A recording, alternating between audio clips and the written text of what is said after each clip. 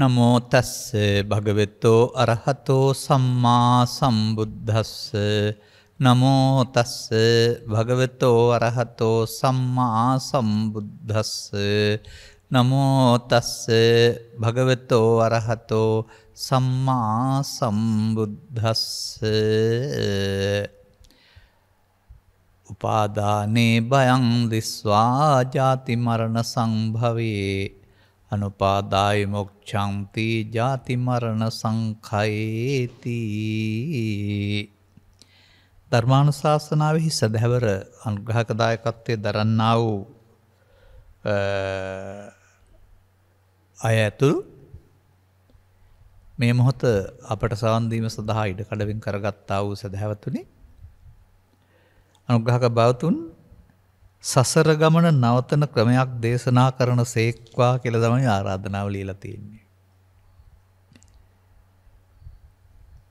ඒ නිසාම තමයි අර සසර ගමන පිළිබඳ තියෙන ගාථාවක් ගත්තේ. සසර ගමන සිදු වෙන හැටි දෙක මේක තිබෙනවා. සැබවින්ම මේ සමාජයේ තේරුම් ගන්න ඕන, ඔබට මීට පෙර දවසේ හෝ අද උදෑසන හෝ සවන් දුන්න ධර්ම දේශනාව සවන් දුන්නා නම් මේකෙත් තිබුණා මේ කතාව පැහැදිලිව. සසර ගමන හැදෙන්නේ කොහොමද කියලා. මම ගාථාවකට අවධානය යොමු කරනවා ඔබට. යතාපි නාම ජච්ඡන්தோ තත් නරෝ අපරිනායකෝ. ඒකදා යති මග්ගේන කුම්මග්ගේන යාති ඒකදා කියන උපමාවට. උපතින් දැස් නැති ජාත්‍යන්තයාට පාරන් පෙන්වන්න කෙනෙක් නැත්නම් ඔහු එක දවසක පාරේ එක දවසක කැලේ යනවා. මුක්ඛුම් මග්ග කියන්නේ නොමග මග්ග කියන්නේ සමහරට අපි යාර්ගේ වස්පේසන් ගත්තාම නම් පාරේ තහ කැලේ. මොකද පාර කැලේ දෙකම හොයාගන්න බෑ. පාර පෙන්වන්න කෙනෙක් නැති නිසා දෙපැත්තටම යවෙනවා. මේ උපමාව කොතරම් බරපතලද කියලා හිතලා බලන්න ඕන. අන්න ඒ වගේ කියලා කියනවා සංසාරයේ සරන් බාලෝ. සසර සැරිසරන්නාට උන්වහන්සේ නුවණැත් එක්ක යන්නේ බාලයා කියලා කියනවා. තතෝ අපරිනායකෝ. අර අන්ධයාට පාර පෙන්වන්න කෙනෙක් නෑ වගේ සසර සැරිසරන පුද්ගලයාට බුද්ධාදී උතුමන් තමයි සසරින් නිදහස් වෙන හැටි කියලා දෙන්නේ. ඒ මගයි ඒ තිබෙන්නේ. නමුත් එහෙම කෙනෙක් නැති විට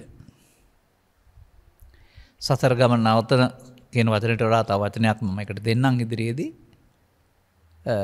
කරෝති ඒකදා පුඤ්ඤං අපුඤ්ඤම්පිච ඒකදා. එක දවසක පින් කරනවලු, තව දවසක පින් පව් කරනවලු. එතකොට මේ පව් පින් කිරීම යනු බුදුන් වහන්සේට පෙර කාලේ පවා තිබිච්ච දැනුත් තියෙන මිනිසා විසින් තෝරාගත්ත එකට වඩා එකක් හොඳ ක්‍රමයක් කරුණාම ඒක සසර ගමන නවතන මග නෙවෙයි.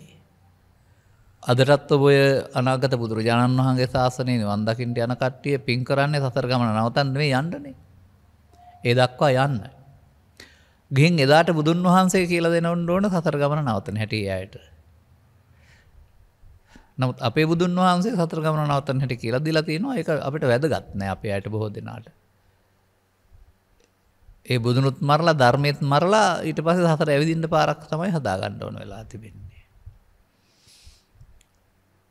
එහෙනම් අපට තේරෙන්න ඕන මේ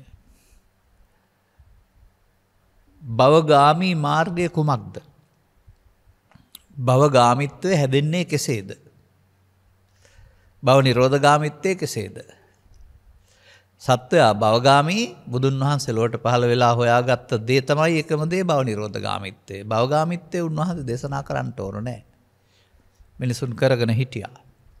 නමුත් භවගාමිත්වයේ දුක් විපාක නැත්තම් විචිත්‍රත්වය විවිධත්වය උන්වහන්සේ පෙන්නනවා. කොහොමත් භවගාමී. නිමාවක් නොවන භාගාමිත්වයක් පෙන්වන්නේ. ඒක එක තැනකින් ඉවර නෑ.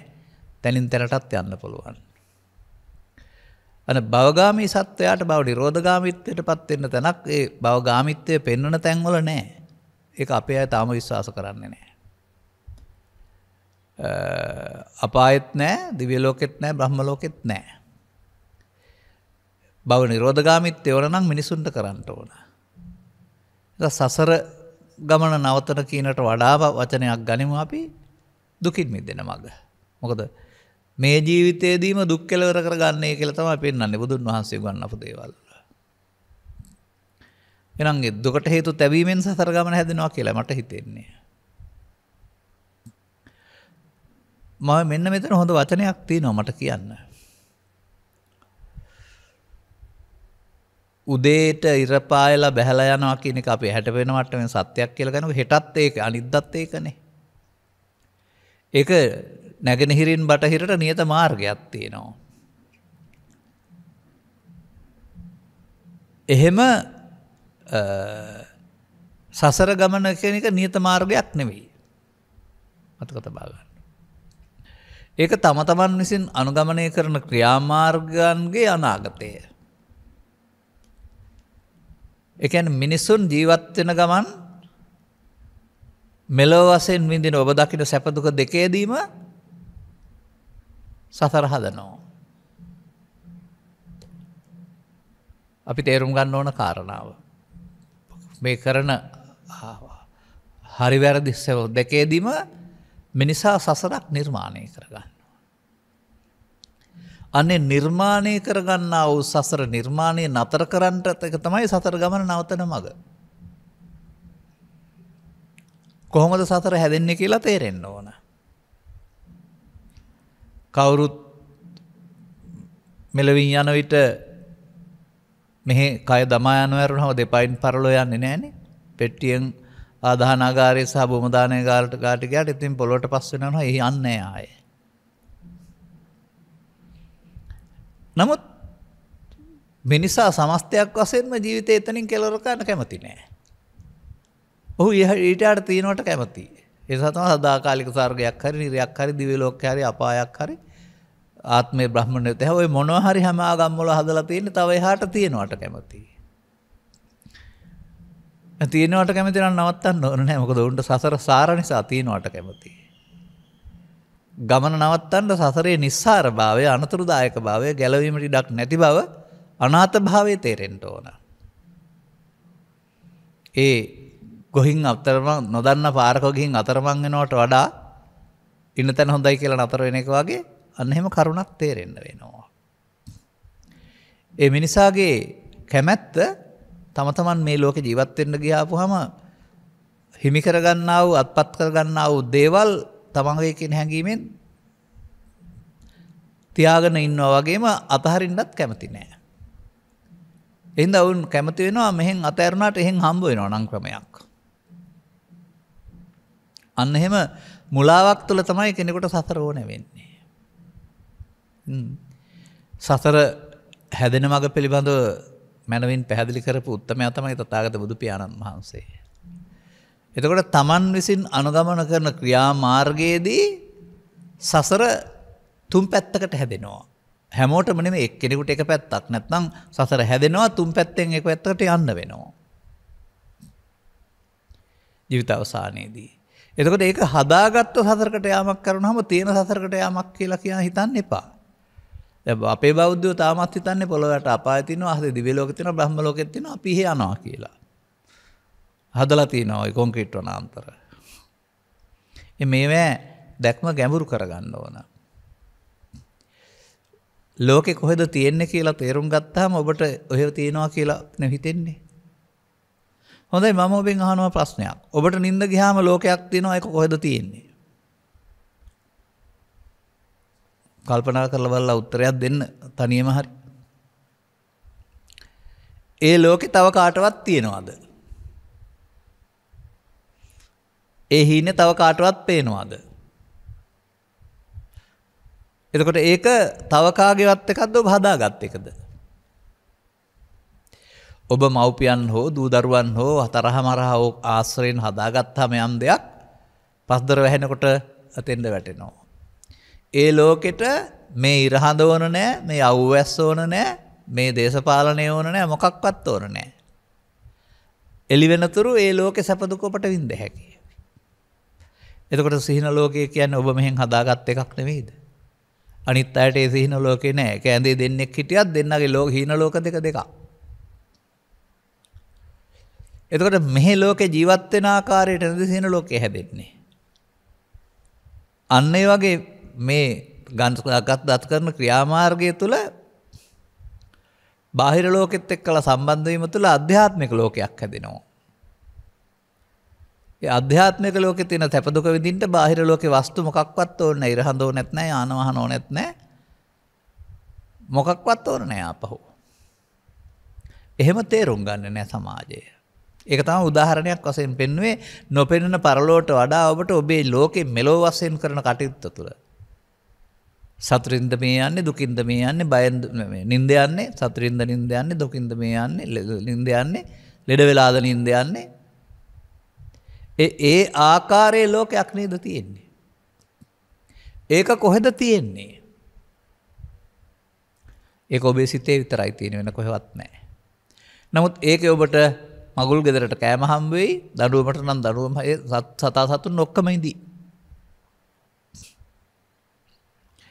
මේ නිසා මේ ලෝකෙට ආපු මිනිස්සුયો මේ ලෝකේ ජීවත් වෙන්න දීලා තියෙන ඇහැ කනනාසය දිවකය උදව් කරගෙන ආධ්‍යාත්මික ලෝකයක් හදා ගන්නවා. ආධ්‍යාත්මික ආයතන 6 දුක්ඛ සත්‍ය බව කිය යුතුයි. බාහිර ආයතන කියලා කියන්නේ රූප, ශබ්ද, ගන්ධ, රස හැම වෙන බාහිර ඒවාට. ඒවා නිසා ඒවා හඳුනා ගන්න පහළ වෙන්නා වූ දොරවල් 6 සිතට සිත ඇහැ, සිත කන, සිත නාසය. කියන්නේ ඇහැ නිසා සිත, කන නිසා සිත ඇහැ කන නාසය බවට පත් වෙනවා. ඒ සිත ඇහැ කන නාසය බවට පත් වුණාම ඒකට බාහිර ද්‍රව්‍ය ඕනේ නැහැ. අර සිහින ලෝකේ පේන හිතට මේ කන ඕනේ නැත්තේ, කියන්නේ මේ කෑම ඕනේ නැත්තේ, ඔක්කොම එහෙම තියෙනවා. අන්න එහෙම අපි විසින් හදා ගන්නා වූ ආධ්‍යාත්මික ආයතන 6ට වැටිලා තමයි පරලෝ යන්නේ. එහෙනම් සසර ගමන අපි හදන්න දන්නවා. දැන් දතාගත ඉගැන්වීම වලට අනුව කොහෙද යනවයි කියලා තියෙන්නේ? අපි පේනන එකේ තියෙනවා සෝකායස්ස වේදෝ පරම්මරණා දුග්ගතින් උප්පජ්ජති. කවදී මරණයෙන් පස්සේ අර හදාගත්ත නිසා හදාගත් එකට විපාක විඳින්න දුකට යනවා. දුගතිගාමීත්වයට. මොනවා නිසාද? පව් පුරවා ගත්ත නිසා. පින් හදාගත්ත නිසා සෝකායස්ස වේදෝ පරම්මරණා සුග්ගතින් උප්පජ්ජති. මිනිස් ලොවටම යනවා, නැත්නම් දෙවියන් අතරට යනවා. පින් රැස් කරපු එකේ විපාක විඳින්න. සෝකායස්ස වේදෝ පරම්මරණා බ්‍රහ්ම සාවිතං උප්පජ්ජති. ලෞකික ධානය හදාගත්තොත් හදාගත් එකට විඳින්න එතෙන්ට යනවා. දැන් තියෙන දේවල්ද හදාන යනවද? සසර ගමන නවත්තන්න, සසර හදන එක නවත්තන්න ඕන නේද? ගමනක් යන එක නවත්තන්න මොකද කරන්න ඕන? ඉදිරියට තවන පියවර නවත්තන්න ඕන. හුඟක් ගමන් ගියත් ඉදිරියට තවන පියවරකින් තමයි යන්නේ ගමන. පාදේ ඉදිරියට තැබුවාමනේ ගමනක් යන්නේ. ඊළඟ පාදයේ තෙමුණොත් අඩියක් යනවා. එනිසා මේ සසර හැදීම ඉදිරියට තවන පියවරක ප්‍රතිඵලයක්. දෙපයින් නෙවෙයි. ඇසෙන් කනින් නාසයෙන් දිවෙන් කයෙන් අරුණ රසය විඳීමෙන්. අන්න ඒක ඔබ තුලින් දැක ගන්න. පොත තුල පෙළ දහම පවතිනවා, ඔබ තුල ඔබ දැක ගන්න ඕන. නේ සාමාන්‍යයෙන් ඉදිරියට තවන පියවරකින් අපි ගනිමුකෝ පුවක් ගහක් හැදිලා මැරෙනවා. නමුත් පුවක් ගෙඩි හදලා තියෙනවා. දැන් මේ පුවක් ගෙඩියට ඊළඟ මුල් පුවක් ගහ ඕන නැහැ හැදෙන්න. අදාළ හේතු ටික එකතු වුණ ගමන් ගෙඩියෙන් ආපහු ගහක් හදනවා. එතකොට ගහ විසින් බීජයක් රැස් කරන නිසා බීජයෙන් ගහ හැදෙනවනේ. අන්න මේ ජීවත් වෙනකොට මෙතනින් ජීවිතේ කෙලවර වෙනවා තමයි. සියල්ලත් අහිමි වෙනවා. නමුත් ඒක තුල ඔබ කරන්නා වූ එදත් තමයි පුවක් ගහ බීජ හදනවා වගේ කර්ම බීජ වගේක් රැස් කරන එක. පුවක් ගහ ගෙඩිය වගේ අල්ලන්න බැරි වුණාට ඒකට අර බීජයෙන් පැලේ ලැබනවා වගේ අනාගත ඵලයක් හදන්න පුළුවන් නිසා තමයි ඒකට කර්ම බීජ කියලා කියන්නේ.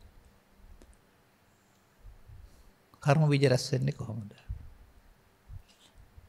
කර්ම බීජ රැස් වෙනවා කර්ම තුනක් යටතේදී. පාප කර්ම බීජ, පුණ්‍ය කර්ම බීජ, ධාන කර්ම බීජ. ඒ නිසා තමයි සත්වයාට බුදුන් වහන්සේ පහළ වුණ සමාජයේ පවෙන් පරලෝ යාමක්, පිනෙන් පරලෝ යාමක්, ධානෙන් පරලෝ යාමක් තියෙන්නේ. ඇයි වෙන්නේ එහෙම? අවිද්‍යාවගතෝ යම් බික්කේ පුරුෂ පුද්ගලෝ. පුරුෂයෙක් හරි ස්ත්‍රියෙක් හරි ගිහියෙක් හරි පැවිද්දෙක් හරි. මේ පුංචි මුලාවකට අහු වෙලා අවිද්‍යාවගතෝ යම් බික්කවේ. ඒ අවිද්‍යාව තුළ ඔහු අර බීජ රැස් කරන විදිහ පෙන්වනවා අපුඤ්ඤං චේ සංකාරං අபிසංකරෝති. අර අபிසංකරෝති කියන පදේ පෙන්වන්නේ අර අනාගත ඵලයක් උපදින්න බීජ රැස් කරන එක. පුඤ්ඤං චේ සංකාරං අபிසංකරෝති. ආනිජ්ජං චේ සංකාරං අபிසංකරෝති. අවිසංකරෝති කියන එක පවටක් තියෙනවා පිනටක් තියෙනවා ධානයටක් තියෙනවා. එහෙනම් පවේ සහ පිනේ සහ ධානයේ තුනේම අවිද්‍යාවක් තියෙනවානේ. අපි හිතන් ඉන්නේ පවේ විතරයි අවිද්‍යාව තියෙන්නේ කියලා. මෙන්න මෙහෙම මේවා විශ්ලේෂණය කරගන්න ඕන. එතකොට ඒ අවිසංකරෝති කියන කාරණේ සිදුවෙන එක දකින්නේ කොහොමද? දවසක් තුල සිදුවෙනවද? අවුරුද්දක් තුල සිදුවෙනවද? ජීවිතේට එක වතාවක් සිදුවෙනවද? එහෙම නැත්නම් ඊට වඩා සියුම්ව සිදුවෙනවද?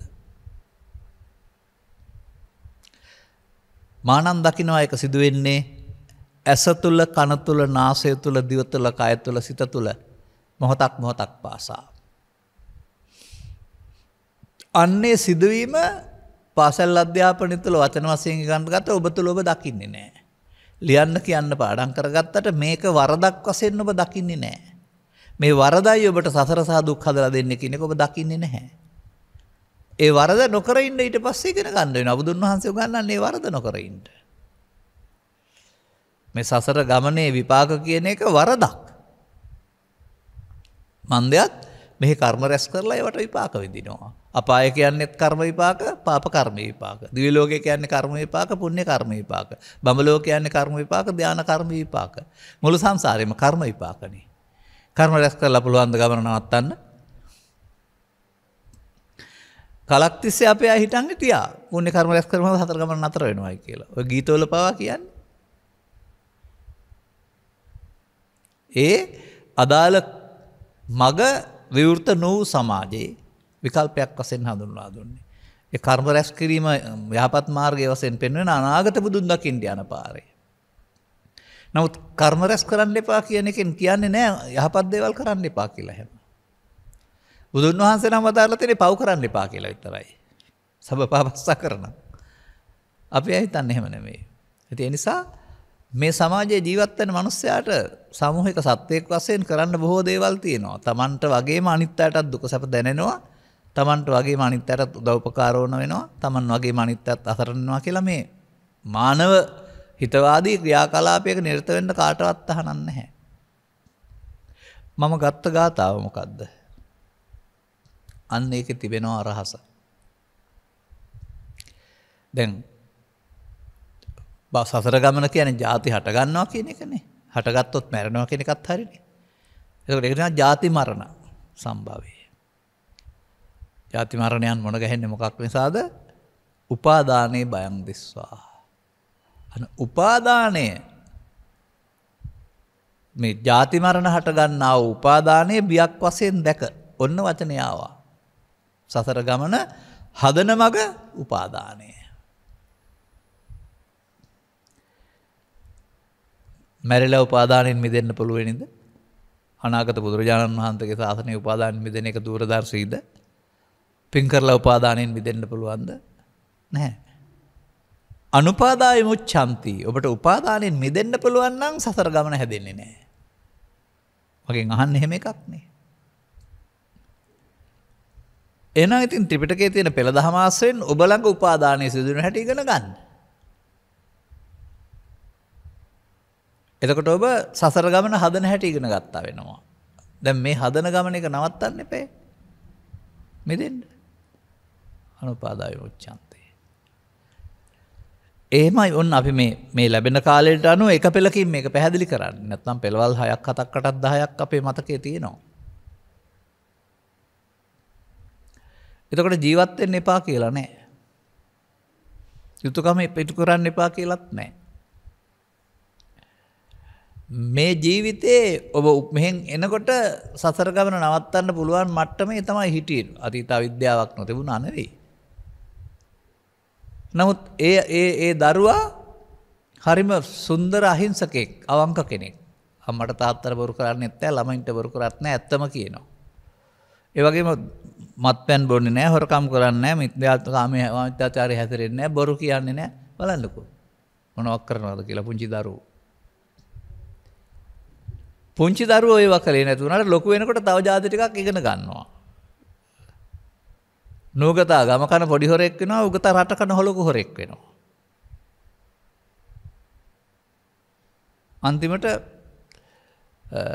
බුදුදහම පවතින රටේ එළි වෙන්නේ පහුගිය කාලවකවානුවල හැමෝම කරපුවා පට්ට හොරු විදිහට තමයි එළි වෙන්නේ. ඒ වචනේ සමාජයට මාධ්‍යයට ගැලපෙන්නේ නැහැ. නමුත් කිව්වේ නැත්තම් තේරෙන්නේ නැහැ.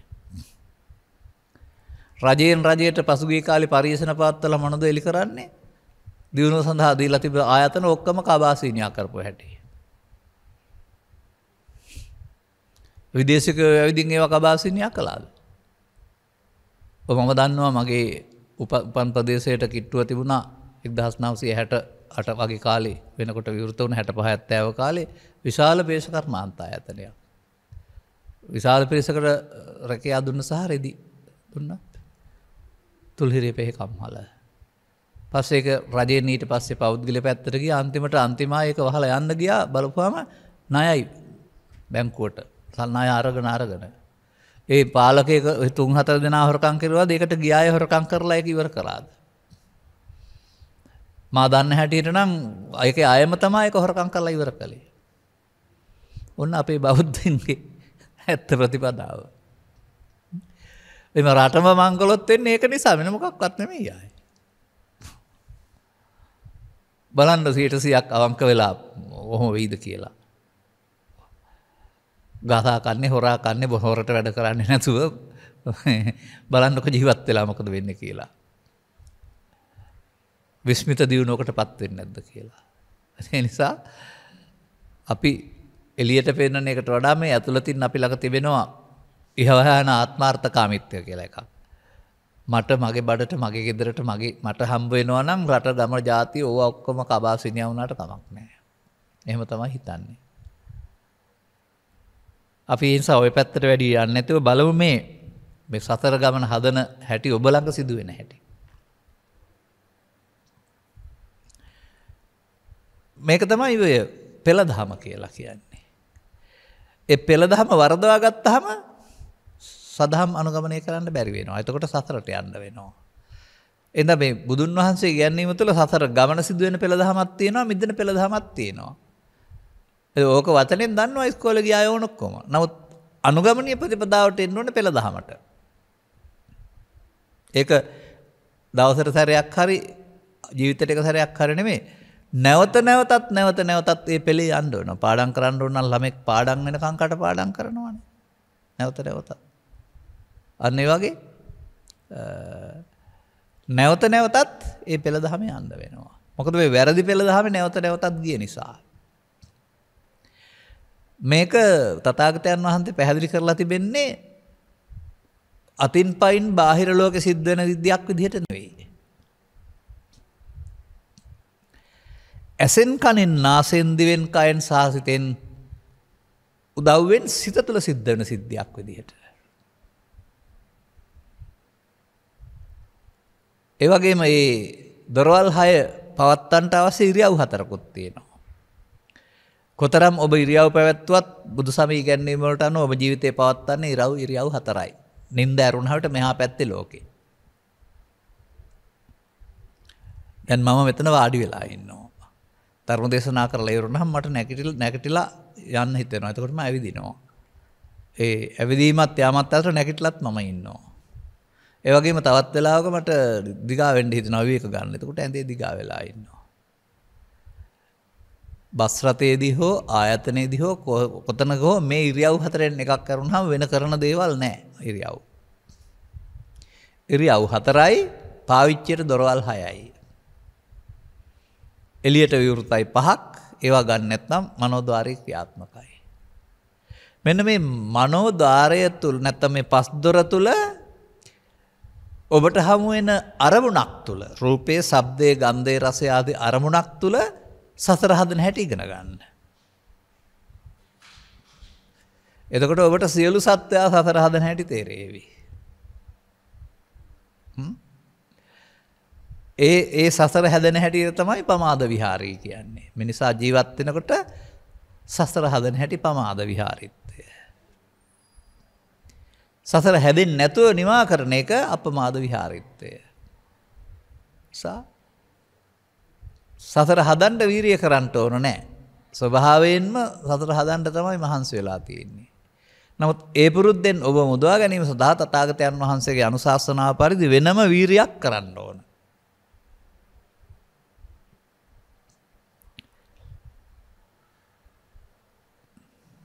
මේ පිළිබඳව අපි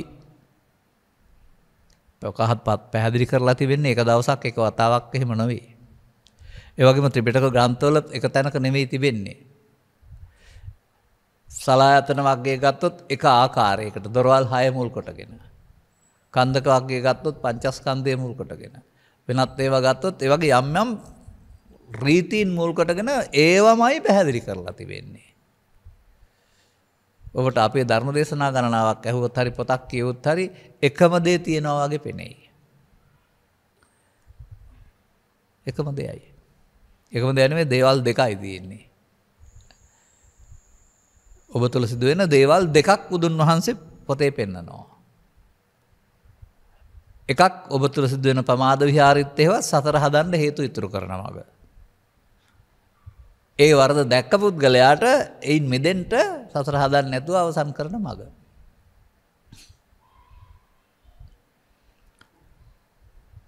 මේ අපි ඉගෙන ගන්න ඕන අපි දකින්නට වඩා ගැඹුරු දෙයක්. අම්මා තාත්තා අක්කා නංගි අයියා මල්ලි ස්ත්‍රී පුරුෂයා වශයෙන් නොව මව්කුසින් බිවි ජීවිතාසානය දක්වා ජීවත් වෙන පුද්ගලයෙක් වශයෙන් නොව සෑමෝටම පොදු දොරවල් 6ක් ඇති අය වශයෙන් සහ කය මුල් කරගත් ජීවිතයක් තිබුණාට කය ක්‍රියාත්මක කරන්නේ සිතවත් සිත විසින් බව. සිතට හටගෙන නැසෙන්න ඇරුණාම ඊට එහා යන්න ආවුස නැති බව.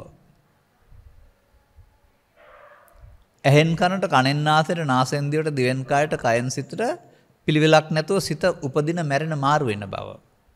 කයෙන් පුද්ගලයෙක් වශයෙන් ඔබ දැක්කාට සිතින් මොහොතින් මොහොත මැරෙන ජීවිතයක් තියෙන බව. අර ජීවිතාවසානයේ මරණය වෙනකොට දැන් මරණයක් සිදු වෙන බව. මේවා ඉගෙන ගන්න ඕන. මොකද මේ අදාළ තැනට ආවේ නැත්නම් මේ පෙළ තේරුම් ගන්න බෑ. මේක විවරණය කරන්නේ ඇස තුල ශනයක් තුල. ඇස තුල අරමුණක් තුල. කන තුල නාසය තුල දිව තුල කය තුල අරමුණක් තුල මොහොතණයක් තුල විවරණය කරන්න පෙළ දහම. ඒ වගේම පව තුල හෝ පින තුල හෝ ධානය තුලත් විවරණය කරනවා. අවාසනාවකට එහෙම අරමුණක් තුල විවරණය කරන පෙළ දහමක් ඉස්කෝලේ පිරිවෙනේ උගන්වන්නේ නැහැ. ජීවිතේ පුලාම අනුගමනීය ප්‍රතිපදාවක් ජීවිත තුනක ප්‍රතිපදාවක් වශයෙන් තමයි උගන්වන්නේ. ඉතින් ওই පෙළ දහම පාඩම් කරගෙන ලියන්න කියන්න ලකුණු ගන්න පුළුවන්. මොකද නිර්දේශයට දෙන විදිහට ලියවම ලකුණු හම්බ වෙනවා. හරි වැරදි හොයන්නේ නැහනේ. පෙළ ලියවම හරිනේ. නමුත් වැරදි පෙළ දහමක අනුගමනය කරන්න බෑ කාටවත්. මේකේ ලොකුම වැරදි පෙළ දහම තියෙන්නේ පටිච්චසමුපාදයේ අංක 12 ආත්ම තුනකට ගලපපු එකේ. මේ අරමුණ තුළ පැහැදිලි කරන්න ඕන පටිච්චසමුපාදය අනුලෝමය හෝ පටිලෝමය නැත්නම් අතීත හේතු වර්තමාන ඵල වර්තමාන හේතු පැහැදිලි කරලා තිබෙන්නේ අතීත හේතු ජීවිතේ ඉස්සරහින් වර්තමාන ඵල මේ ජීවිතේ වර්තමාන හේතු පොත් අනාගත ජීවිතේ. ඔන්න ඔය සද්ධර්මයේ වර්ධවා තේරුම් කිරීම සසුන පිරිහීමට හේතුවයි. නැත්නම් ප්‍රතිඵලලාභීන් පිරිහීමට හේතුවයි. සද්ධර්මයේ වෙනුවට සද්ධර්ම ප්‍රතිරූපකයක් අසද්ධර්මයක් සමාජගත වීම ඔබට අනුගමනීය ප්‍රතිපදාවක් නැතිවීමට හේතුවයි. වැරදි පෙළ ලියන්න කියන්න පාඩම් කරන්න පුළුවන්. නමුත් වැරදි පෙළෙන් අනුගමනය කරන්න බෑ. ඒක තමයි සියවස් 7ක් 8ක් තිස්සේ සිදුවන්නේ. මේක වැරදිද කියලා පොතෙන් හොයන්න බෑ. ඔබ ළඟ බලන්න වෙනවා. ඔබ ළඟ මේක සිදු වෙන්නේ ජීවිත තුනකද කියලා හොයලා බලන්න මම කිව්වහම. ඔය පටිච්චසම්පාදයේ 12 අංගයේ සිදු වෙන්නේ ඔබ කියන විදිහට නැත්නම් පොතේ තියෙන විදිහට ජීවිත තුනකද? එහෙම නැත්නම් මේ ඇසට හම්බ වෙන, කනට හම්බ වෙන, නාසයට හම්බ වෙන අරමුණක් තුලද? එහෙම නැත්නම් පව තුලද, පින තුලද, ධානය තුලද? තුනේම එක විදිහයි. ඒ හින්දා ධානය තුල බලන්න යන්න එපා. ඔබට ඕනේ නැහැ. ඔබ තුල සිදුවෙන දේ බලන්න. අන්න ඒක තමයි සතර හදන පාර. අර උපාදානයේ බයන් දිස්වා කීවේ. උපාදානය. උපාදානය ඔබ වෙනින් ඔබේ මව කරන්නේ නැහැ, පියා කරන්නේ නැහැ. ඔබ අතින් සිදුවෙන දෙයක් ඒක.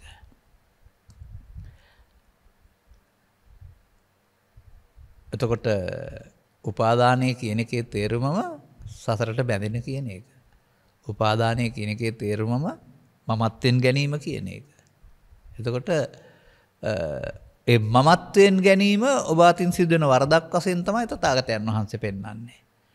මඤ්ඤ මානෝ මමත්වෙන් ගැනීමෙන් මායයට බැඳේ. අන්න සතර හදන හැටි. ඒක ඔබට හරිද? ඔබ ළඟ සිදු වෙනවද? පිළිගන්න ඕනේ බුදුන් වහන්සේ වදාළ නිසා හෝ පොතේ තියෙන නිසා හෝ අප කියන නිසා නෙවෙයි. ඇත්තනේ මේක මගේ ළඟ වෙනවනේ කියලා දකින්න ඕනනේ. ඒකට ඔබට ඔබ මව කුසින් බීවි ජීවිතාවසානයේ දක්වා ජීවත් වෙන පුද්ගලයෙක් වශයෙන් දකින්න නැතුව ඒ පුද්ගලයා තුළ ඇසෙන් කනට, කනෙන් නාසයට, නාසෙන් දිවට, දිවෙන් කායට ඉපදෙන සිතක ඉපත මරණය ඔබේ ආයු කාලයේ බවත්. ඒ සිතක් වීති වශයෙන් ෂණ වශයෙන් 18කට බෙදන්නේ නැතිව කර්තව්‍ය වශයෙන්, කෘත්‍ය වශයෙන් 5කට බෙදලා බලන්න. එවන් කරන කෘත්‍ය තියෙනවා. දැන් ලෝකේ හඳුනා ගන්නට ඇස කෘත්‍යයක් කරලා දෙනවා. මොකද බාහිර දේවල් වල සෙවණැල්ල එතෙන්ට වටලා රූපයක් හදලා දෙනවා. එතකොට ඒක ඒ රූපය හඳුනා ගන්න කෘත්‍යයක් තියෙනවා. ඇස තුල රූපේ හඳුනා ගන්න. එතකොට ඒ හඳුනාගත්ත රූපය විඳීමේ කෘත්‍යයක් තියෙනවා වේදනාවෙන්. ඒක රූප සංචේතනාවක් වශයෙන් නැත්නම් රූපයක් වශයෙන් හැඳිනීමේ කෘත්‍යයක් කරනවා සංඥාවෙන්. ඒකට අදාළ කැමැති අකමැති හරි වැරදි අගයන් එකතු කිරීමක් කරනවා සංඛාරයෙන්. මේ රූපයෙන් කරපු දේ, වේදනාවෙන් කරපු දේ, සංඥාවෙන් කරපු දේ, සංඛාරයෙන් කරපු දේ වෙනසක් නැතුව හඳුනා ගැනීම කෘත්‍ය කරනවා විඥාණයෙන්. ඔන්න ස්ත්‍රී පුරුෂ ගිහි පැවිදි ජාතික ජාත්‍යන්තර ආගම් ભેදයෙන් තොරව බුදුරජාණන් වහන්සේ මේ කෘත්‍ය පැහැදිලි කරන්නට යොදාගත්ත ඒකකය. මේක තුල පැහැදිලි කළා යුතු වූ පටිච්චසමුප්පාදය ආත්ම තුනක් තුල ඉගැන්වුවේ කවුද? මොහොතින් සිදුවෙන භවබන්ධනය ආත්ම තුනක් තුල ඉගැන්වුවේ කවුද? එතකොට කොහොමද ගැලවෙන්නේ? මොහොතින් නම් බන්ධනය සිදු වෙන්නේ, මොහොතින් ගලවන්නත් පුළුවන්. ඒවා ටිකක් කියවලා තේරුම් ගන්න ඕන. මේ බෞද්ධයන් මොනතරම් මුලාවකද ඉන්නේ කියලා. නමින් බෞද්ධ වුණාට, පොත්පත් ගොඩක් තිබුණාට ඔහුට මිදෙන පාරක් නැහැ. උදින් කෝකෙනුත් භවගාමී වෙන්න පුළුවන් නේ. නරක චරිතිනොත් පුළුවන්, හොඳ චරිතිනොත් පුළුවන්. ගිහිවත් පුළුවන්, පැවිදිවත් පුළුවන්. ඒ නිසා හැමෝටම තියෙන්නේ පරලෝ යන අපවත් වේවදාරණ චරිතයක් තමයි මේ ලෝකේ. නමුත් සද්ධර්මයේ පවතිනවා නම් ජීවිත අවසානයේ පිරිනුවම් වඩින චරිත තියෙන්න ඕන ලෝකේ. ඒ තමයි සද්ධර්මයේ ප්‍රතිඵලය. ඒකෝනේ භව ගමන නතර වෙන්නේ. ඔබ අහලා තියෙනවද එහෙම මේ මලියදේව කියලා නමක් තියලා තිනවා ඉස්සර අවුරුදු 7-800කට ඉස්සලා එදායින් පස්සේ එහෙම පිරිසක් ඉන්නවා කියලා මේ කොතරම් බුද්ධ ධර්ම ගැන උදන් යනවා. ඒ පාඩම් පෙළ දහම අනුගමනී පෙළ දහමට ගන්න බැරි නිසා. අපි මේක හැමදාමත් මම කියලා දෙනවා. ඔබ වෙනුවෙන් මේ කියලා දෙන්නේ. ඒ නිසා මෙන්න මේ පෙළ දහම ඔබ අතින් වෙනවද බලන්න. ඔබට මේ ලෝකේ හඳුනා ගන්නකොට මේවත් එක්කලා ඔබ ළඟ ඇති වෙනව නේද ප්‍රිය අප්‍රිය බවක්. සමහරුන්ට රූපය හොඳයි, සමහරුන්ට ශබ්දය හොඳයි, සමහරුන්ට ගන්ධය හොඳයි, රසය හොඳයි. සමහරුන්ට පැණි රස හොඳයි, සමහරුන්ට තිත්ත රස හොඳයි. ඔය විදිහට හොඳයි නරකයි කියලා. අනේ හොඳයි නරකයි දෙපැත්තෙන්ම ගන්න එක මේ බැඳීමට හේතුවක් කියලා බුදුන් වහන්සේ පෙන්නන්නේ. ප්‍රියයන් සමගත් අප්‍රියයන් සමගත් එක් නොවෙන්න. මොකද දෙකම දුකින්ද. ඒ ප්‍රියයන් කියන්නේ ප්‍රිය පුද්ගලයෙක් කියන එක නෙමෙයි. ඔය ප්‍රියාප්‍රිය වශයෙන් අරමුණු එකතු වෙන්න එපා කියලා පෙන්වන්නේ. අපි එකතු වුණා. ඒ නිසා ළමා කාලේ පටන් අද වෙනකොට ඔබට හරි වැරදි හතුරු මැදුරු කැමැති අකමැති මහ විශාල ජාලයක් තියෙනවා. ඔය එකක් තුල සිදු වුණ ආකාරය තමයි පෙළදහමෙන් පෙන්වන්නේ. අනික තුලත් ඒක තමයි උනේ.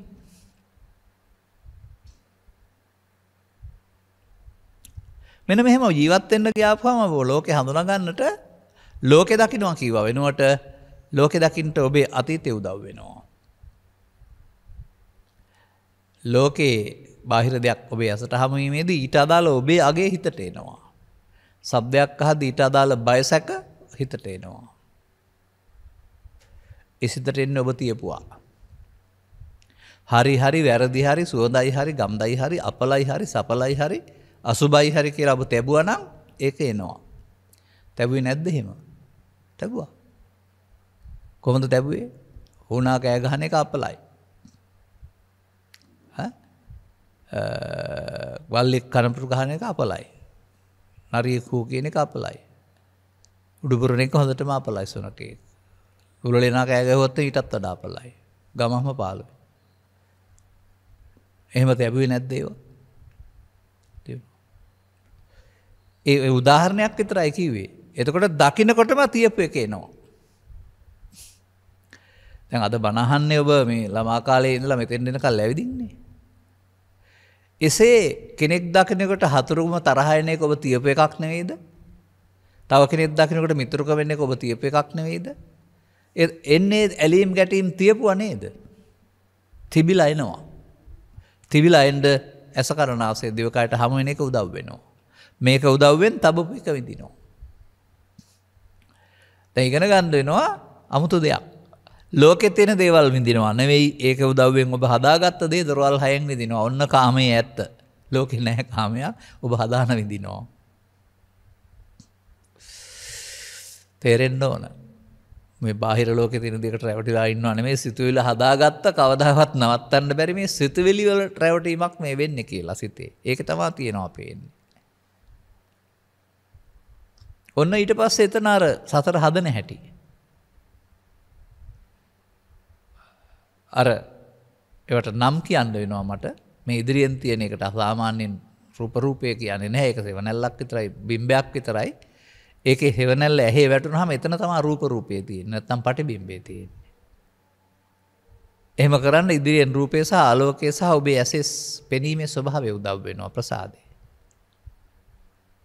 දැන් මෙතෙන්ට එනවා. අර හැඩේ මේ ඇහැ ඇතුලේ පහළ වෙනවා අනිත් පැත්තට.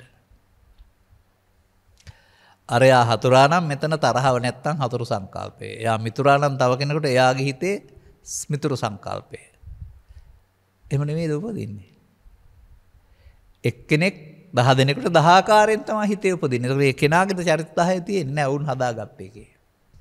ඔවුන් විඳින්නේ මෙයාද අර උපදවාගත්ත කෙනාද?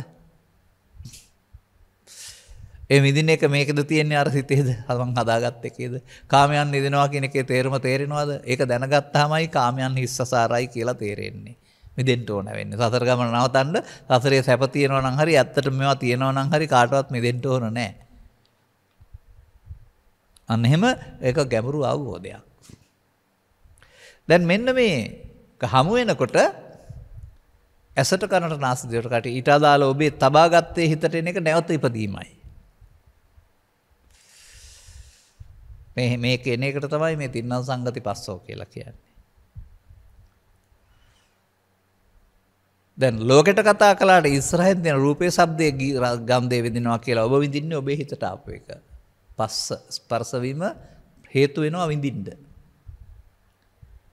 මෙයා උදව් කරගෙන එක්කෙනෙක් හතුරා වශයෙන් දුක් වේදනාව විඳිනවා එයාගේ හිතේ. අනිත් කෙනා මිතුරා වශයෙන් සැප වේදනාව විඳිනවා.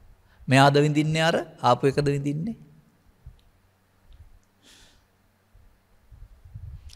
ඔහොමයි ලෝකෙට අහු වෙලා තිබෙන්නේ.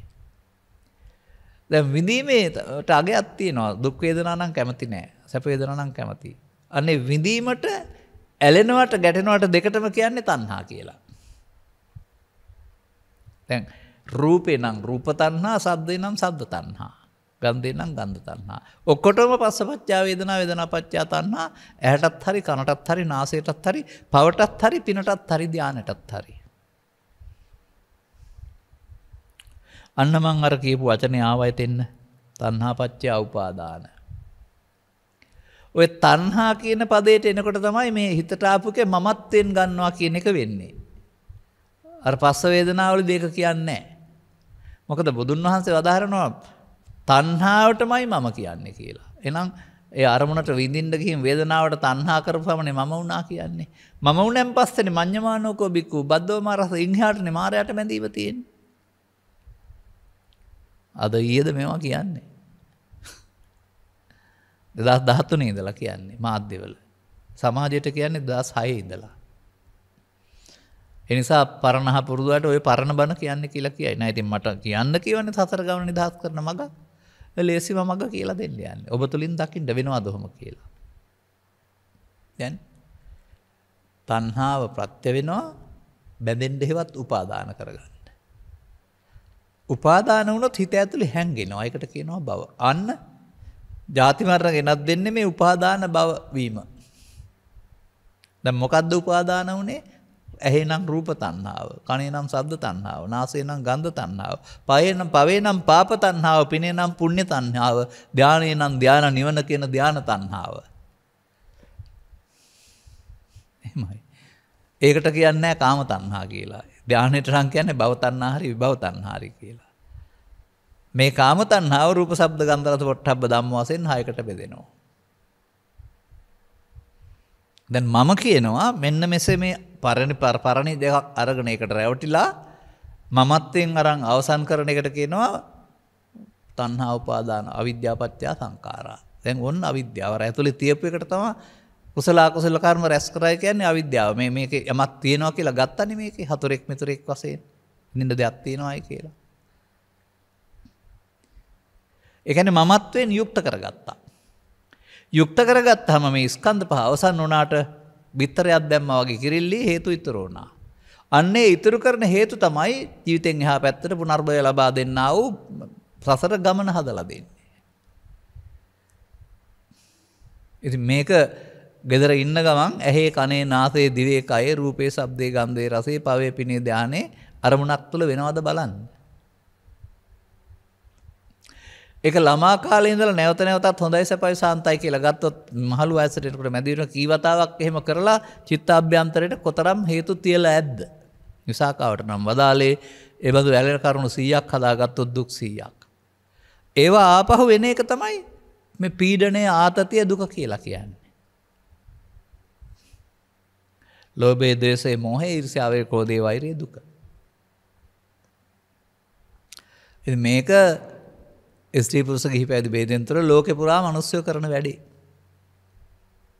කොතරම් ආගමික උන්මාදයක්, උත්සාහවන්ත බවක්, භක්තියක් තිබුණත් මේ ඇස තුල, කන තුල, නාසය තුල ඒවට රැවටීමෙන් බද්දෝ මාරස්සහිවත් මාරයට බැඳෙන එක ඔක්කොම කරනවා.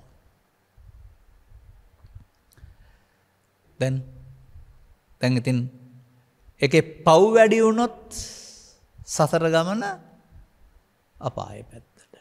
පින් වැඩි වුණොත් කාමසුගතිය පැත්තට. ඒ කියන්නේ පව් උපාදාන වුණොත්, පින් උපාදාන වුණොත් ධාන උපාදාන. පෘථග්ජනයට උපාදාන වෙනවමයි. ඔන්න සසර හදන හැටි. දැන් මේ වැඩේ කරලා තියෙන්නේ. දැන් ඕන මොකද්ද? දැන් එහෙනම් මෙදින හැටි ඉගෙන ගන්න. නවතන හැටිනේ අහන්න ඕන.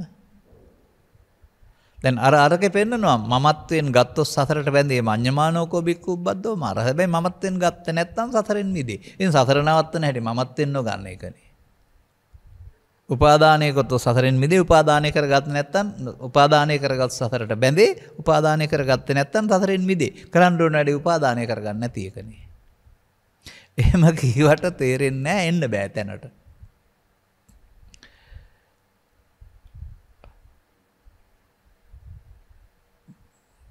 එලිම පෙළියට ආපු දා ඉඳලා කියලා, මාධ්‍ය වලට ආපු දා ඉඳලා කියලා සමීප කරලා පෙන්නලා තියෙනවා. දැන් මෙන්න මේක තමයි මේ බුදුන් වහන්සේ මේ අල්ලා නොගැනීම කියන්නේ.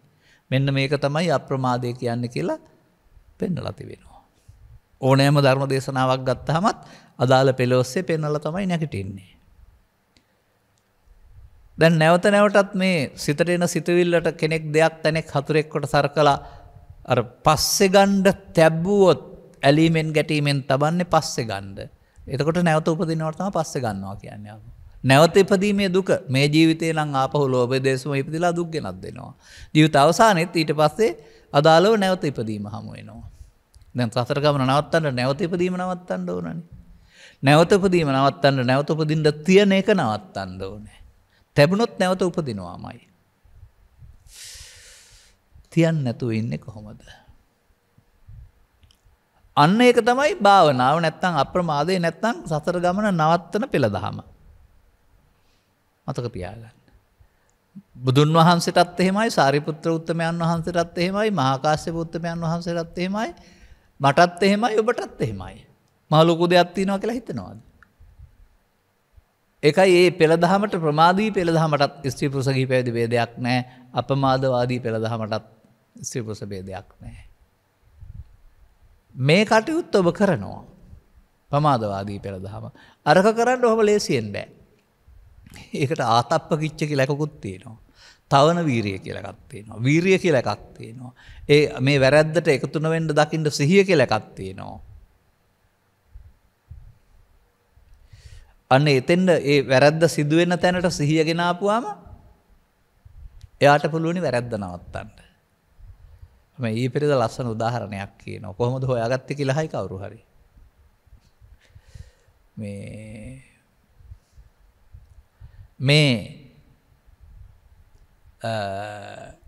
අතීතයෙන් එන එක වර්තමානයේ එකතු වෙන එක තුළ තමයි සතර හැදෙන්නේ. එතකොට එකතු ගැටුමක් හට ගන්නවා පැවැත්මට.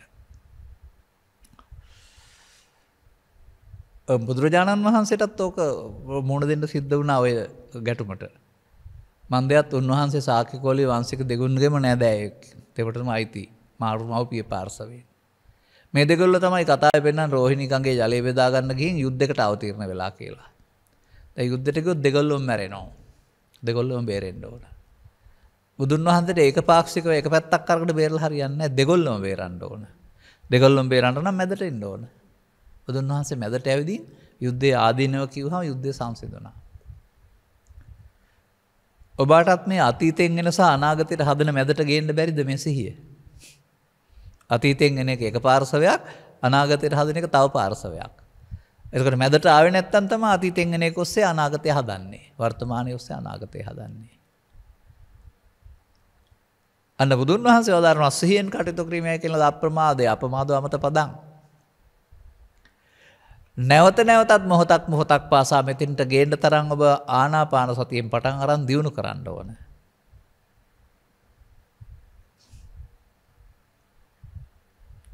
මොකද්ද දියුණු කරන්න ඕන? සිදුවෙන දේ දැනීම. හුස්ම පාර ඇතුළු වෙන එක දැනීම, පිට වෙන එක දැනීම, කකුල තියෙනකොට දැනීම. ඒක තියෙන එක නෙමෙයි සතිය කියන්නේ, දැනෙන එකට සතිය කියන්නේ. එතකොට එයාට නොදැනි කරන්න බැරුව යනවා අන්තිමට. අන්න එයාට නොදැනි කරන්න බැරි වෙනකොට ඒ සිහිය ගේන්න පුළුවන් මේ ඇහි කනේ නාසයේ දිවේ කයේ උපදින කාම විතර්කයට, ව්‍යාපාද විතර්කයට, විහිංසා විතර්කයට. එයා ආවහම එයා අතීතයයි අනාගතයයි අතරට පනිනවා. එයා වළක්වනවා ඔබ. එයා අනාගතය නොහදා ඉවර කරන්න ඉඩ දෙනවා. අන්න ඒක තමයි බුදුන් වහන්සේගේ විශිෂ්ට සොයා ගැනීම. ඒක තමයි අප මේ දවස්වල ධර්ම දේශනා කරමින් සමීප දර්ශනය මේ පෙන්වන්නේ. ඔබ විසින් කළ යුතු ගැලවීමට කළ යුතු සමීප ක්‍රියාමාර්ගය. හුඟක් සමීප කරලා පෙන්වන්නේ. මම ඔකට කිව්වේ ඉස්සර මේ කිලෝමීටර් 5-10ක් විතර ඈත නැවක් පේනවා. කළු දුංගුලියක් විතරක් විදිහට පේන නමුත් නැවේ හැඩේ පේනවා. ඒ කියන්නේ දුංගුලියක් කියලා හිතනවා කළු පාට එකක් කියලා නැව. බලන්න වෙරළාසන්නට ඇවිදින් කළු පාටද කියලා. කොච්චර ලස්සන පාට ගාලා ඉංග්‍රීසි අකුරු ගහලා ලස්සන වීදුරු දාලා තියනවද කියලා. ඈත නැව පේනවා හොඳමදි ළඟට පේන්න ඕන නේද? මේ ධර්ම දේශනා තුළින් අපි මේ නැව ළඟට ගේනවා වගේ ඔබට පෙන්නනවා මේ. දැන් තේරුණා නම් ඕක තමයි බුදුන් වහන්සේ ඉස්සරහට ආපු අය ස්වාමීනි ඔබ වහන්සේ වදාළදී මට තේරුණා අද පටන් මම මේ වැඩේ පටන් ගන්නවා කියන එක තමයි ඔය අද පටන් මම තෙරුවන් සරණ ගතන උපාසක කෙනෙක්ට උපාසිකාවක් කොට සලකන දෙයක්වා කියලා නිකන් සරණං ගච්ඡාමි කියලා ගෙදර ගියා නෙමෙයි මම මේ ආපහු යන්න පටන් ගන්නවා දැන් කියලා ඒකෙන් තමයි කීවේ තේරුණාම අන්න ඔබටත් තේරෙවි දැන් හරි කියලා. ඔය දැන් රටේ ඉන්නේ එහෙම කරන අය. නෙවෙන සෙන්සන අය. එතන වැඩේ තේරෙනවා නම් කරන්න පුළුවන් නේ. නමුත් අද පටන් ගන්න එක දවසට බෑ අර දිනු කළ සිහියක් එතෙන් දෙන්න පඤ්ඤාය පස්සතිනේ. ඒක දිනු කරන්න වෙනවා. අපේ අයට මේ සිහිය දිනු කරන්න ඉගැන්වුවේ වෙන පැත්තකට. ඒ හින්දා ඔය එකතු නොවීමට සිහිය වෙනුවට සිදුවෙන දිහා බලන් ඉන්න එකට සිහිය කියලා ඉගැන්වුවා. ඒගොල්ලොන්ගේ වැරදි අවබෝධය. ඒ නිසාම ඉතින් මේ බුදුහාමුදුරුවෝ ආනාපාන සති වඩලා බුදුනේ කියලා ඉඳගෙන උස්ම වර්ධය බලන් ඉඳලා බුදු වෙනකම්ම බලන් ඉන්න හිතන් ඉන්නවා අපේ අය. වාසනාවකට ඔය සරියුත් හාමුදුරුවෝද මේ මහා කච්චායන මහරහතන් වහන්සේ කරපු අටුවා විවරණයක මට හමු වෙනවා. මේ මම එක වෙලාවක දැන් පොත ගෙනත් තියලා පෙන්නනවා කාට හරි දැනගන්න මේ ආනාපාන සතිය කියන්නේ හුස්ම ඉහළ පහළ ගන්නවට නෙවෙයි කියලා. ඉතින් අපේ රටේ තාමත් ආනාපාන සතිය කියන්නේ හුස්ම ඉහළ පහළ ගන්නවටනේ. ඉතින් ඒ වචනේ ආශ්‍රයෙන් මම කල්පනා කළා මොකද්ද එහෙනම්? එහෙනම් මොකද්ද? මෞකසින් බිහිවුන් තැන් පටන් මැරෙනකම හුස්ම ඉහළ පහළ ගන්නවා. නමුත් අවධානය යොමු කළේ නෑ. දැන් සතිය කියන්නේ දැනෙනවටනේ. අන් දැනෙනවා හුරු කරන එක. ඉතින් දැනෙන්න එපා මේ කාම විතරකේ උපදිනකොට දැනෙන්න ඕනේ ඉන්හාට පවත්තන්න නැතුව ඉන්න. ව්‍යාපාදයට උපදින දැනෙන්න ඕනේ. එකතු වීමෙන් සසරට බැඳේ දුක් ගොඩකට පහළ වේ. එකතු නොවීමෙන් සසරින් මිදේ. මඤ්ඤමානෝ කෝ බික්ඛු බද්දෝ මාරස්සා මඤ්ඤමානෝ මුත්තෝ මාපෙමතෝ. එකතු වීම අපහාන සංඥා එකතු නොවීම පහාන සංඥා. වැඩේ පටන් ගන්න ඉතින් ඊට පස්සේ සිහිය දිනු කරගන්න. ඒකටත් පෙළ දහමක් තියෙනවා. කොහොමද පෙළ දහම තියෙන්නේ? තින්නං සංගති පස්සෝ. එහෙම නැත්නම් ඉමේ පංච උපාදානස්කන්ධය හටගත්ත අතීතෙන් ආව මෙතෙන්ට. දැන් එක පාර්ශවයක් ඒ. දැන් අනිත් පාර්ශවය ආවොත් නේ පැවැත්ම සිදු වෙන්නේ. නමුත් මැද්දට සිහිය ආවොත් පස්සෙන්ම නිරෝධයි. අනිත්‍යයි. අර සිතුවිල්ල රැවටිලා විඳින්න දෙයක් නැහැ හතුරා මිතුරා කොට. එහෙනම් විඳීමක් නැහැ. වේදනාව නිරෝධ වෙනවා. වේදනාවක් නැත්නම් තණ්හාවකුත් නැහැ. තණ්හාවකුත් නැත්නම් උපාදානයකුත් නැහැ. උපාදානයකුත් නැත්නම් භවයකුත් නැහැ. දැන් අරමුණක් තුළ ඉවර වුණා නේද වැඩේ? අතීතෙන් ආව වර්තමානයේ විඳින්න නැතුව අනාගතයට නොතේ ආවිරුණා කර්මේ රැස් වුණාද සේ වුණාද? දැන් අර ඉස්සලා පෙළේ තණ්හා උපාදාන භව නම් අවිද්‍යා සංඛාරා. භවපච්චා ජාතිනේ. දැන් තණ්හා උපාදාන භව නැත්තම් භව නිරෝධෝ නිබ්බාණං නෙවෙයිද? සමාජයෙන් මම අහන්නේ. ඒ භව නිරෝධ වුණොත් එතනම හම්බ වෙන්නේ නිබ්බාණං. ඉතින් නැවත නැවතත් එහෙනම් භව නිරෝධයේ සසර ගමන නවතන මගනේ. අනුපස්සී විහෙරති සෝවාන් සිට රහත් දක්වාම බලන්න ඕන හැබැයි. 10000 කෝටි වතාවක්. වෙන මොනවද? ඔය පැයකට එක දහම් පෙළක් අපි කතා කරන්නේ ඔය. එතකොට මේ සිද්ධිය පොතේ නෙමෙයි සිදු වෙන්නේ ඔබ ගාවා සිදු වෙන්නේ ඇහි කනේ නාසය දිවේ කය ප්‍රසාදයන්ට ගැටෙනකොට ඒ වාසයෙන් අතීතේන එක. අතීතෙන් මිදෙන්න කියලා කියන්නේ. මොකද අතීතය යදතීතම් පහිනන්තම්. මැරිච්ච එකක් නේ ඔය. තරහව වෛරය කෝධය කියන්නේ අද එකක් පරණ සිතුවිල්ලක් නෙන්නේ. ඕක එකතු වුණාමනේ පවත්තන්නේ. එකතු නොවුනහම නිදහසක් හම්බ වෙනවනේ. ඉතින් එකතු වීමට කියනවා නිත්සුකාත් වශයෙන් බලනවා කියලා එකතු නොවනවට කියනවා අනිදුක්ඛානාත් වශයෙන් බලනවා කියලා. එහෙම කියන්නේ නැහැ කවුරු. දැන් අන්න පෙළ දහම.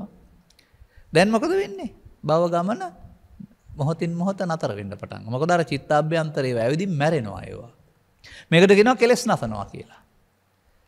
මෙහෙන් තියන්නේ නැතුවම මේ පැත්ත හිස් වෙන්න ගන්නවා. ඉස්සර මේ පැත්තෙන් අරන් මේ පැත්තෙන් තිබ්බනේ රවුමක් නෙමෙයි. අතීතෙන් ගන්නවා වර්තමානයේ විඳිනවා අනාගතයේ විඳින තියෙනවා. ඉවරයක් නැහැ. දැන් අර ඉදිරියට තබන පියවර නතර වෙනවා. අර වේදනා තණ්හා උපාදාන භව කියන එක ඉදිරියට තබන පියවර. පස් වලින් එහා පැත්තට. දැන් පස්ස නිරෝධ නම් වේදනා තණ්හා උපාදාන නැහැ කියන්නේ ඉදිරි පියවර නැහැ. ඉදිරි පියවරක් නැහැ කියන්නේ සතර ගමන නතර වෙන්න පටන් ගන්නවා. දැන් කියනවා පටිසෝතගාමී කියලා.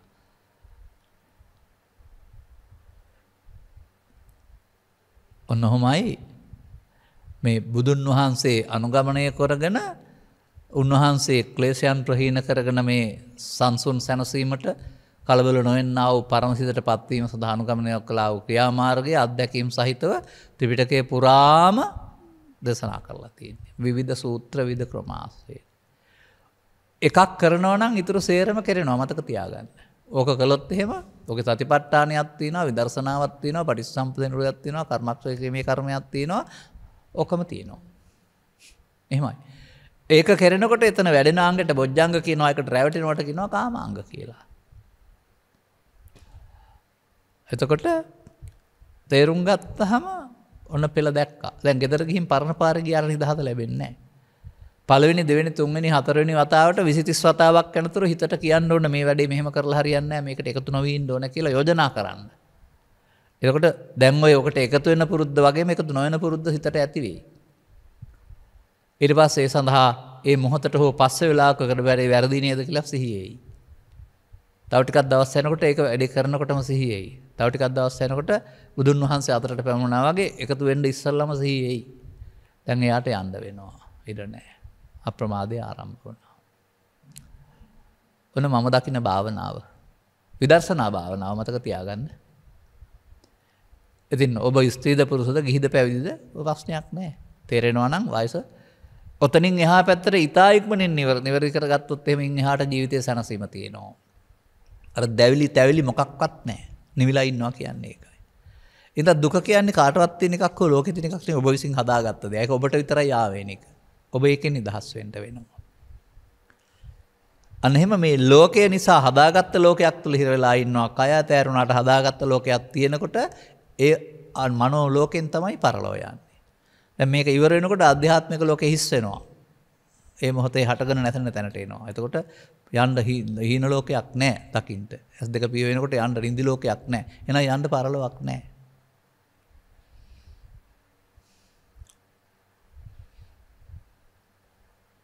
එහෙම ඒකට කියනවා ආර්ය මාර්ගය කියලා. හරි. අදාළ කරුණු තේරුම් ගනිමින් තවදුරටත් ධර්ම ශ්‍රවණයකට ලබාගත් ජීවිතේ මේ මොහොතේ මේ කඩන වැඩේ කරන්නට අවශ්‍ය අවබෝධය ලබා ගන්න ඔබ සම්පත්තිලාභියෙක්. ඔබට මේ කරුණු තේරුම් ගැනීම හේතු ආසනාව වේවායි කියන සුභාශිංසනය කරමින් මම ධර්මානුශාසනාව මෙසේ අවසන් කරනවා. සබ්බිහිතයෝ වජ්ජන්තු සබ්බ රෝගෝ විනස්සතු මාතේ බවත් අන්තරායෝ සුඛී දීඝායුකෝ භව හැම දිනාටම තෙරුවන් සරණයි. ද්වේෂක්ඛයෝ නිබ්බානං